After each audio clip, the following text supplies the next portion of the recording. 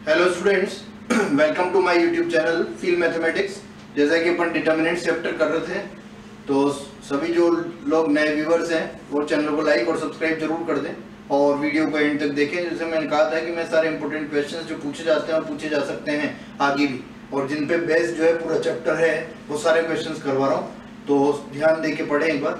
आज वाला जो क्वेश्चन है और आज वाला जो पार्ट है ये बहुत इंपॉर्टेंट पार्ट है और लास्ट पार्ट में ले रहा हूँ ये डिटर्मिनेंट का। फिर हम मैट्रिसेस से स्टार्ट करेंगे, तो इसमें ध्यान से देखना थोड़ा सा अच्छे से। एक अपन इसमें डिफरेंशिएशन ऑफ डिटर्मिनेंट पढ़ने वाले हैं, एक इसमें क्रैमर्स रूल पढ़ने वाले हैं, दोनों चीजें अपन पढ़ेंगे।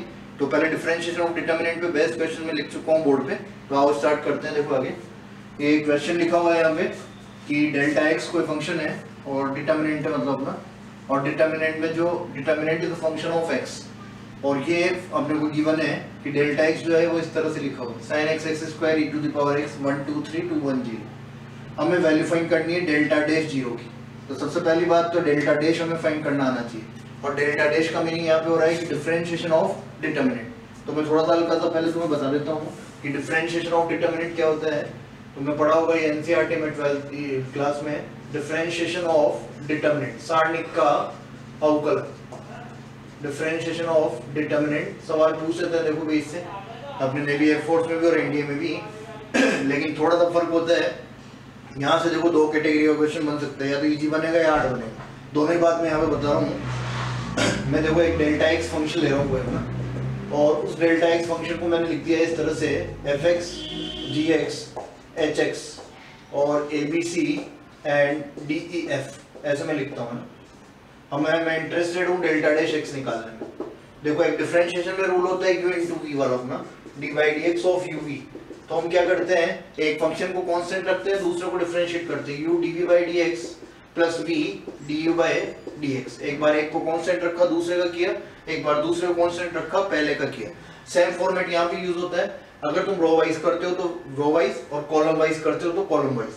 जिसका डिफरेंशिएशन करोगे एक का करोगे, बाकी दो तीन है यहाँ पे। जैसे यहाँ पे भी तीन होते तो क्या करते, एक का करते, दो को कांस्टेंट रखते, जैसे u v w होते तो। वैसे यहाँ पे क्या है, तीन रोज है, तो मैं रो वाइज अगर करता हूँ तो एक का कर रहा हूँ, दोनों को कांस्टेंट रखूंगा, फिर इसका करूंगा फर्स्ट थर्ड को कांस्टेंट रखूंगा फिर थर्ड का करूंगा तो फर्स्ट और सेकंड को कांस्टेंट रखूंगा। तो देखो एक बार मैंने क्या किया है, पहला फर्स्ट रो का कर रहा हूं मैं, तो ये हो गया F dash X, then G dash X, then H dash X, और इन दोनों को मैं एज सच कांस्टेंट रख रहा हूं, इनका कुछ भी नहीं करना है, डी ई एफ प्लस आगे देखो।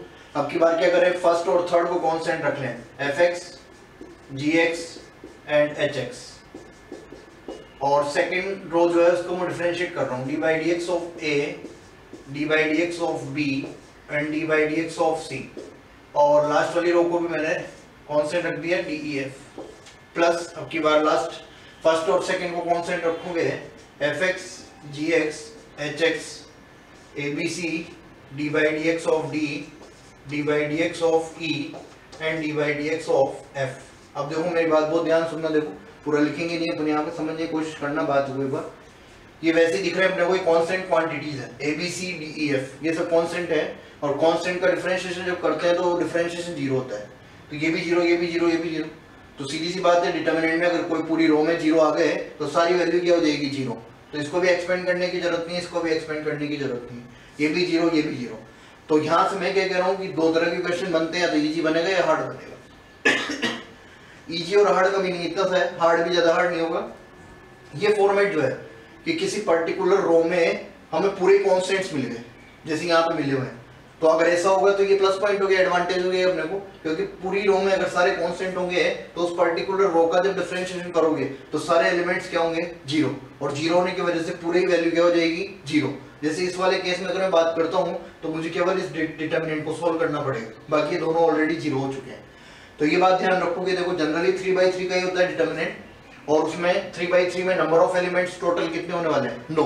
तो अगर यहाँ से थोड़ा सा हार्ड बनाना होता है, अच्छा क्वेश्चन बनाना होता है, तो वो क्या करते हैं, ये जो वेरिएबल्स हैं जैसे एफ एक्स जी एक्स और एच एक्स है, जैसे यहाँ लिखा हुआ है एक्स स्क्वायर, यहाँ साइन एक्स, यहाँ ई टू द पावर एक्स लिखा हुआ है, इन वेरिएबल्स को यहाँ डिस्ट्रीब्यूट कर देते हैं, मतलब इनको रैंडमली फैला देते हैं डिटर्मिनेंट में।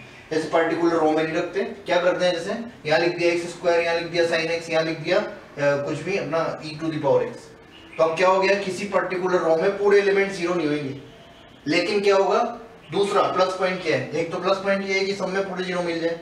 सेकंड प्लस पॉइंट अपने पास ये होता है यहाँ पे कि पूरे तो जीरो नहीं होंगे बट मैक्सिमम एलिमेंट्स का डिफरेंशिएशन जीरो होगा, तो वहां से अपने को उसको एक्सपेंड करना बहुत इजी पड़ जाए। जैसे सपोज करो मैंने यहाँ एक्स स्क्वायर लिख दिया और मैं जब फर्स्ट डिटर्मिनेंट की बात कर रहा था तो यहाँ तो 2x आ जाएगा एक्स स्क्वायर का डिफरेंशिएशन, बट बाकी जो कांस्टेंट होंगे उनका क्या हो जाएगा, जीरो। तो ऑटोमेटिकली अपने को यहाँ पे दो जीरो मिल गए, तो केवल एक ही एलिमेंट के अबाउट अपने को एक्सपेंड करना होगा, तो अपन डायरेक्टली एक्सपेंड कर लेंगे। तो वहां से क्या होता है, बस इतना सा ध्यान रखना पड़ेगा कि उसमें अपने को तीनों ही डिटर्मिनेंट सोल्व करने पड़ेंगे, बाकी है बहुत इजी। जो भी वैल्यू दे रखी होगी, जैसे मैं क्वेश्चन करा रहा हूँ उसको यहाँ पुट करके अपन वैल्यू निकाल लेंगे। तो एक बार क्वेश्चन पे आओ, देखो क्या कर रहे हैं अपन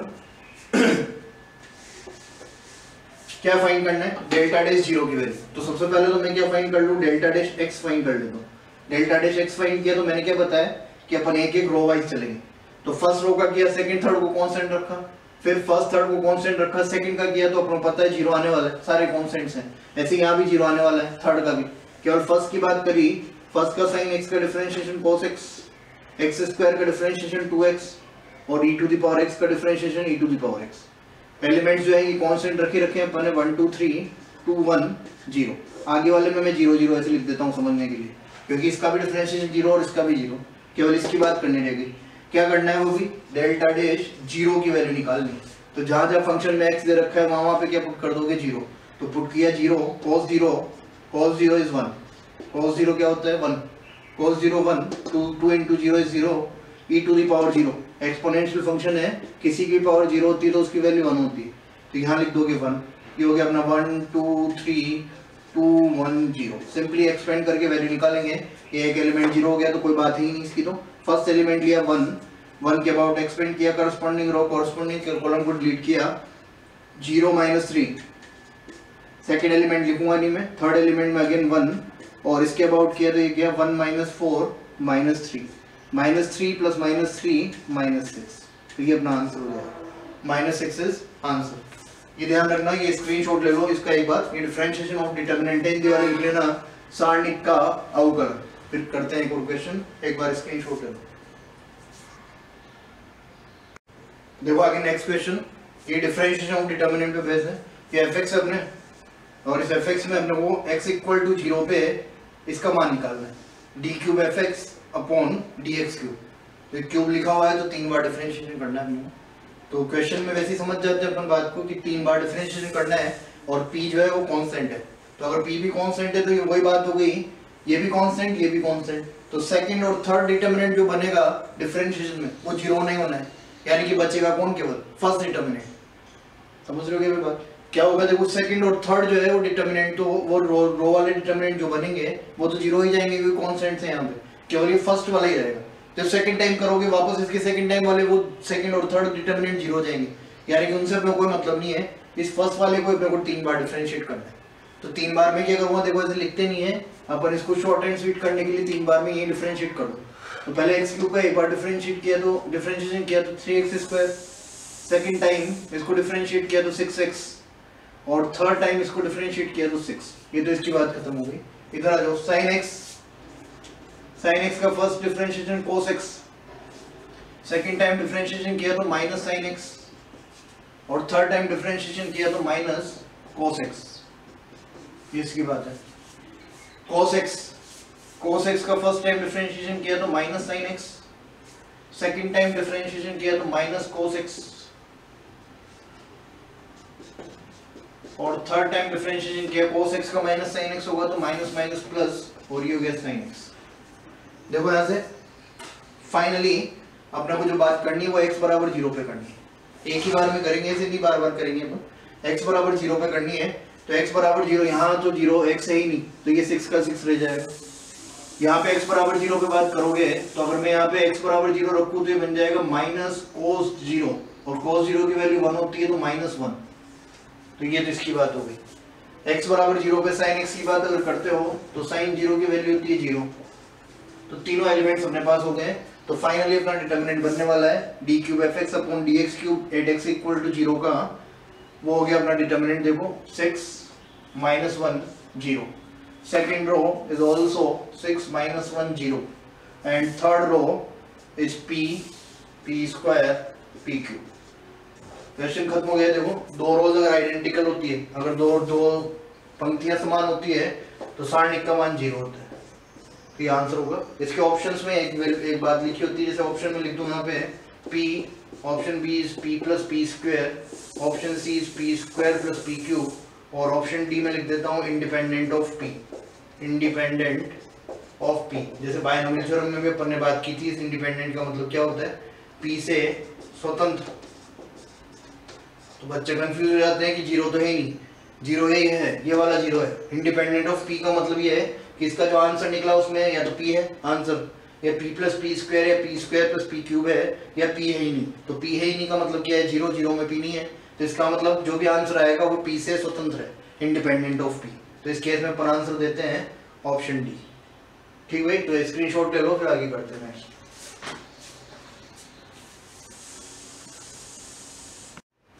देखो आगे देखो भी, ये थोड़ा सा इंपॉर्टेंट बात है, ये ध्यान रखना। स्टूडेंट बहुत कंफ्यूजन में रहते हैं, ये बात अपन वापस मैट्रिक्स में करेंगे।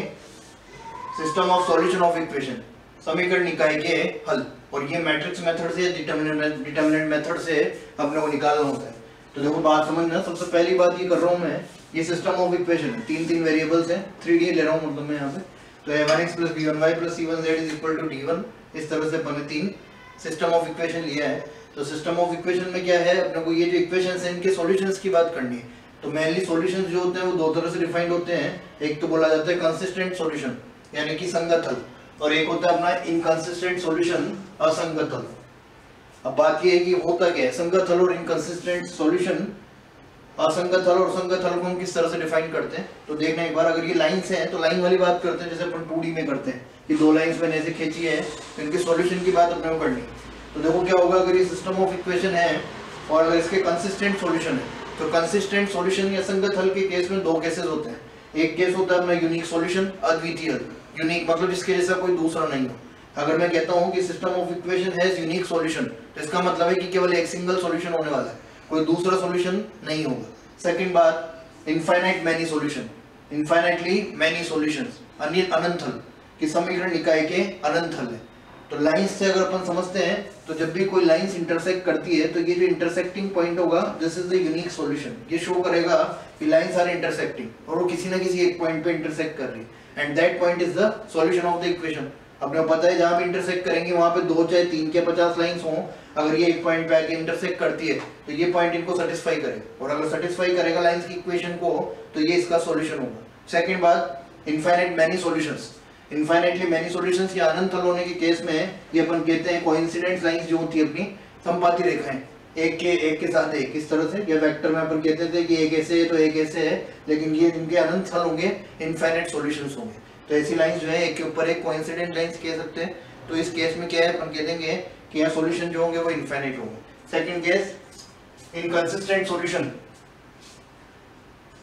मैं बता दूंगा। देखो ये थ्योरेटिकल पार्ट के लिए अपने लिए, क्योंकि यहाँ से ऑब्जेक्टिव पैटर्न पे डायरेक्ट ऑब्जेक्टिव पूछ लिया जाता है कि if system of equation has unique solution then which of the following is correct. If system of equation has infinitely many solution then which of the following is correct. निम्नलिखित में से कौन सा सत्य होगा। तो अपने को ये कंडीशन जो है ध्यान होनी चाहिए, तो इसलिए मैं लिखवा रहा हूँ। बाकी तुम्हें मैं एक तरीका बता दूंगा, वो तरीका हालांकि अपन ये नहीं कह सकते कि मैथमेटिकली अपन उसको वैलिड कहेंगे, बट वो तुम्हारे लिए, तुम्हारे केस में क्वेश्चंस करने के लिए या न्यूमेरिकल्स करने के लिए वो बहुत बेनिफिशियल है। सारे न्यूमेरिकल्स तुम्हारे उससे हो जाएंगे, ऐसा कहीं भी नहीं होगा कि कहीं अटक गया।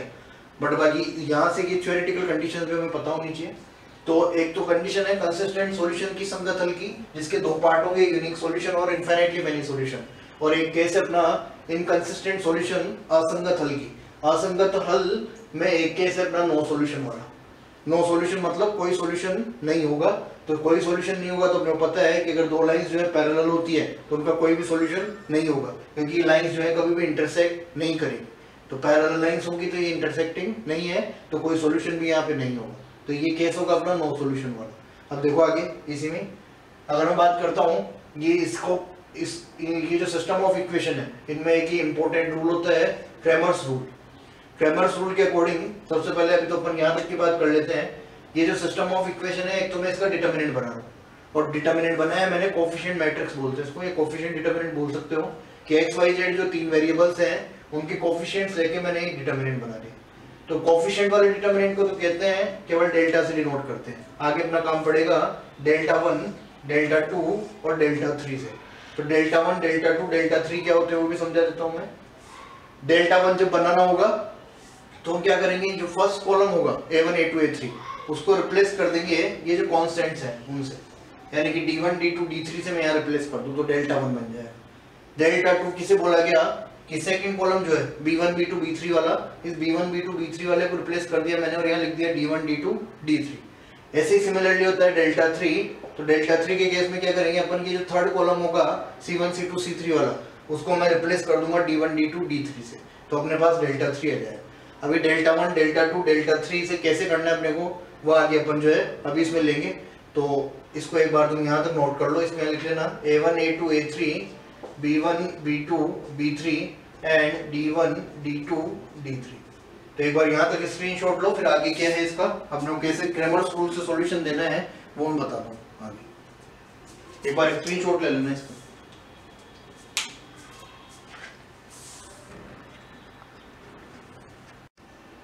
देखो अभी क्रैमर्स रूल में जो मैंने बताया डेल्टा 1, डेल्टा 2, डेल्टा 3 और अपन ने डिटर्मिनेंट बनाया था। तो देखो अब यहाँ से जो डिटर्मिनेंट ऑफ ए है, अगर मैं इसकी बात करता हूँ तो इसके दो केस ले रहा हूँ मैं कि determinant of A is not equal to 0, यानी कि सारणिक का मान 0 नहीं है, और सेकंड केस ले रहे हैं determinant of A is equal to 0, सारणिक का मान 0 है। तो अपन यहाँ से बात करते हैं कि अगर determinant of A is not equal to 0 है तो पहली बात तो सिस्टम ऑफ इक्वेशन के संगत हल होंगे, कंसिस्टेंट सॉल्यूशंस। अब कंसिस्टेंट सॉल्यूशन में भी जो फर्स्ट केस लिया है अपन ने यूनिक सॉल्यूशन वाला, मैंने बताया था कंसिस्टेंट का मतलब दो सॉल्यूशंस होते हैं, एक तो कौन सा होता है यूनिक सॉल्यूशन, और एक केस कौन सा होता है अपना इनफाइनाइटली मैनी सॉल्यूशन। तो पहले तो मैं कंसिस्टेंट सॉल्यूशन में अपन ने यूनिक सॉल्यूशन लिया, तो अगर डिटर्मिनेंट की वैल्यू 0 नहीं है तो कंसिस्टेंट सॉल्यूशन होगा, और फॉर यूनिक सॉल्यूशन ये तीन ये हमने यहाँ से सॉल्यूशंस आएंगे delta 1 upon delta, delta 2 upon delta और delta 3 upon delta. Delta 1, delta 2, delta 3 और डेल्टा सबका मीनिंग मैं पहले बता चुका हूँ कैसे अपने को बनाने होंगे, तो ये कंडीशन ध्यान रखोगे। एक तो यहाँ से सेकंड बात, अगर डिटर्मिनेंट ऑफ ए की वैल्यू 0 है, अगर डिटर्मिनेंट ऑफ ए की वैल्यू 0 है और डेल्टा 1, डेल्टा 2, डेल्टा 3 में से कम एक 0 नहीं है, इज नॉट 0, कम से कम एक, मतलब ज्यादा 0 नहीं है तो चलेगा, लेकिन कम से भी कम एक का आंसर तो 0 नहीं आना चाहिए। अगर एक भी अशून्य है, नॉन 0 है, तो अपन कहेंगे कि निकाय के इनकंसिस्टेंट सॉल्यूशन होंगे, असंगत हल होंगे। System of equation is inconsistent solution, और साथ में मैं लिखूंगा इनकंसिस्टेंट होने के साथ साथ कोई भी सॉल्यूशन नहीं होगा, नो सॉल्यूशन। नो सॉल्यूशन की कंडीशन वापस देख लेना, डिटर्मिनेंट ऑफ ए भी 0 और डेल्टा 1, डेल्टा 2, डेल्टा 3 में से कम एक 0 नहीं हो तो system of equation has inconsistent solutions, और we can say system of equation has no solution, कोई सॉल्यूशन नहीं होगा। इसी का ही सेकंड केस, अगर डिटर्मिनेंट ऑफ ए 0 है और साथ साथ में डेल्टा 1, डेल्टा 2, डेल्टा 3 भी 0 है, ये भी 0 और ये तीनों भी 0 है एक साथ ही, तो अपन यहाँ से कहेंगे कि system of equation has infinitely many solution, समीकरण निकाय के अनंत हल होंगे। ये है थ्योरेटिकल कंडीशन वाली बात। अब मैं न्यूमेरिकल क्या करना है मेरे को इस पे वो बता रहा हूँ आगे, एक बार इसका स्क्रीनशॉट ले लो या नोट कर लो।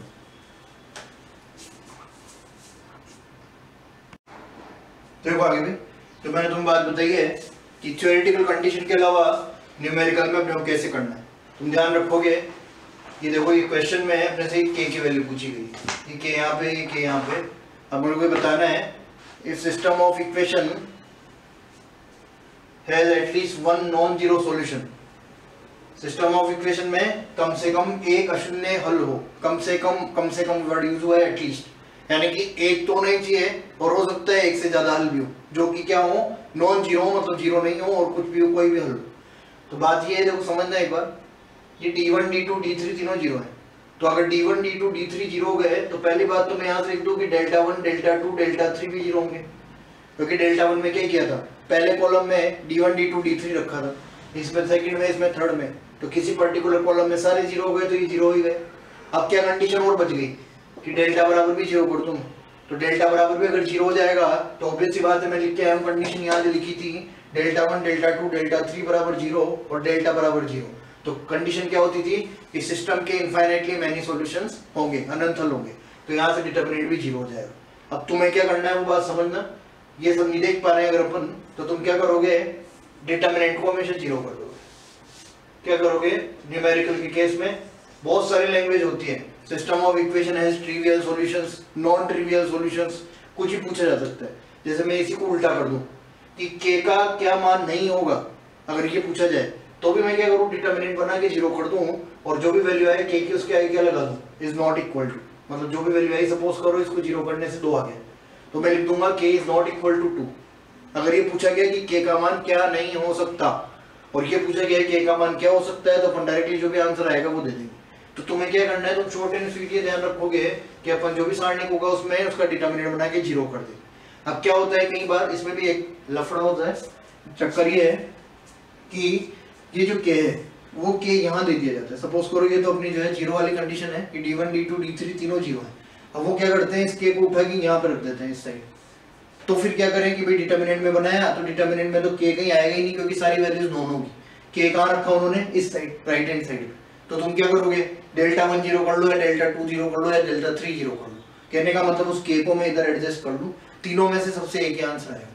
तो कंफ्यूज नहीं होना है। अगर न्यूमेरिकल पूछा गया है तो मैं डिटरमिनेंट बना के 0 करना है तो मैं सिंपली क्या कर दूं, देखो 1 माइनस k माइनस 1, ये तो इसका डिटरमिनेंट। इसके बाद इसमें k minus 1 minus 1 1 1 minus 1 is equal to 0।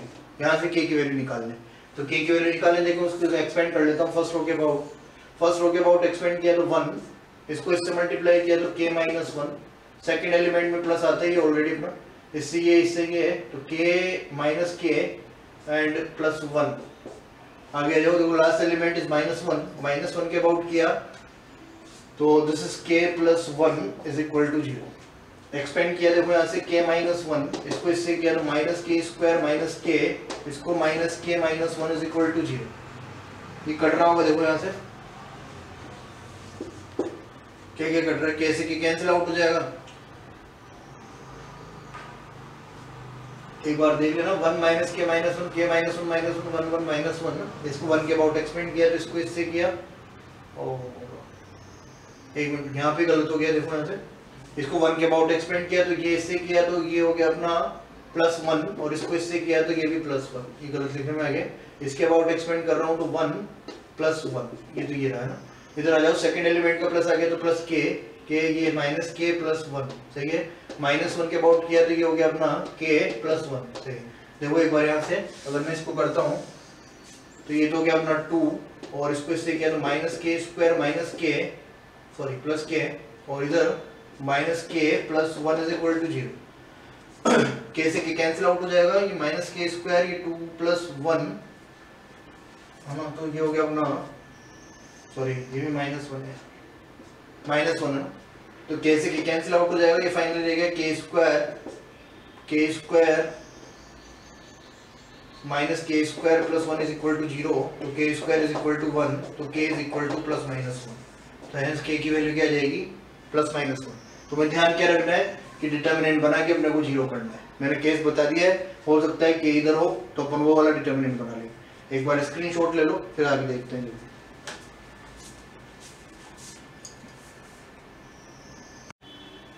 देखो आगे, one of the most important question air force navy के लिए देखो डायरेक्टली पूछ सकते हैं। ये क्वेश्चन बहुत इंपॉर्टेंट है, एक्चुअली ये प्रॉपर्टी होती है, और हिंदी वाले लिख लेना, पहले सवाल लिखोगे कि एवरी एलिमेंट, क्वेश्चन क्या है पहले सुन लेना।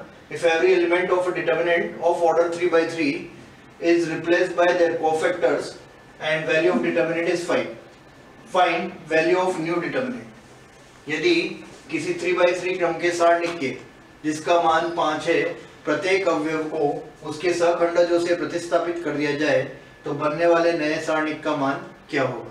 तो ध्यान रखोगे, सवाल ये कह रहा है कि अपन जैसे मान लो यहाँ क्या करते हैं 1 2 3 4 5 6 7 8 9, ये कोई डिटरमिनेंट है। मैं क्या कर रहा हूँ, इसके हर एलिमेंट को उसके कोफैक्टर से, सहखंडज से रिप्लेस करता हूँ। ये सबको आता है अपने को। सहखंडज का मतलब होता है, देखो इसको इस तरह से अपन रिप्लेस करते हैं। माइनर और कोफैक्टर दो चीजें होती है, एक तो माइनर और एक होता है अपना कोफैक्टर। माइनर क्या होता है, जैसे अगर मैं इसका ही माइनर बनाऊं, देख लेना एक बार, बात आई गई तो देख लो। हिंदी वाले लिख लेना भी सवाल पूरा कि यदि किसी 3/3 क्रम के सारणिक को जिसका मान 5 है, प्रत्येक अवयव को उसके सहखंडजों से प्रतिस्थापित किया जाए तो नए सारणिक का मान क्या होगा। अब पहले देख लेना एक बार, ये डिटरमिनेंट में ले रहा हूँ कोई a1 a2 a3 b1 b2 b3 C1 C2 C3, ये कोई डिटर्मिनेंट है। इसमें एक चीज तो है माइनर M11। M11 का मीनिंग ये है कि ये जो फर्स्ट एलिमेंट है इसका माइनर, 1 का मतलब फर्स्ट रो फर्स्ट कॉलम। अगर मैं यही लिख दूं M12, इसका मतलब क्या बात हुई, फर्स्ट रो सेकंड कॉलम, इसका माइनर। हर एलिमेंट का एक अपना माइनर होगा और हर एक एलिमेंट का अपना एक कोफैक्टर होगा। तो अपन वैसे ही लिखेंगे, पहले मैं M11 बता रहा हूँ, एक ही बताऊंगा मैं। M11 के लिए क्या करोगे, करस्पॉन्डिंग रो करस्पॉन्डिंग कॉलम को हटा देंगे, बचा हुआ क्या है अपना B2 C2 B3 C3, this is M11। Similarly C11, M11 और C11 माइनर और कोफैक्टर। माइनर का मतलब होता है देखो हिंदी में उपसारणिक, माइनर मतलब उपसारणिक और कोफैक्टर मतलब सहखंडज, कोफैक्टर मतलब सहखंडज। माइनर और कोफैक्टर में कोई फर्क नहीं है, बस इतना तो फर्क होता है कि यहाँ साइन भी कंसीडर किया जाता है, -1 to the power i plus j, और मैं आगे लिख दूंगा M11, ये सेम रहेगा।